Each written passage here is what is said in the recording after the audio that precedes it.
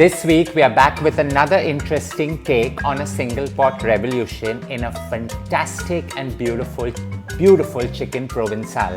Now, don't be alarmed or don't be fooled. This is not tomato-y by nature. It's got some lovely white wine, some spice and some cream coming together really well. Don't forget to subscribe and hit on the bell icon as we get to creating it. A simmering hot cast iron gets a squirting or two of some olive oil, and as that gets nice and hot, I'm just going to add about 20 grams of yellow salted butter. Provençal technically requires loads of garlic, so we're just going to add that in, about 8 cloves. Allow it to infuse with 1 red onion cut up roughly into large chunks. In goes some dehydrated thyme, and I'm just putting the stalk in as well, along with 1 red beautiful bell pepper, 1 yellow bell pepper, and half a green bell pepper. In goes 1 chicken cut into large chunks.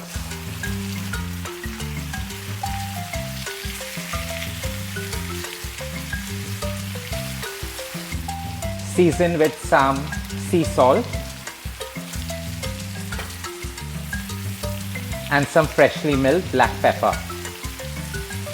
And now for the kicker, that is some red chili flakes. Gently flip them over and allow them to sear on the other side. Now this is the fun part. I'm just going to deglaze it with half a bottle of some dry white wine. So in goes about 50 grams of cherry tomatoes just cut into half. Now you allow this to cook on the slowest possible simmer, covered for about 20 minutes. Perfectly cooked, absorbing all that dry white wine. Now's the time just to finish this off with nearly half a cup of some full fat cream.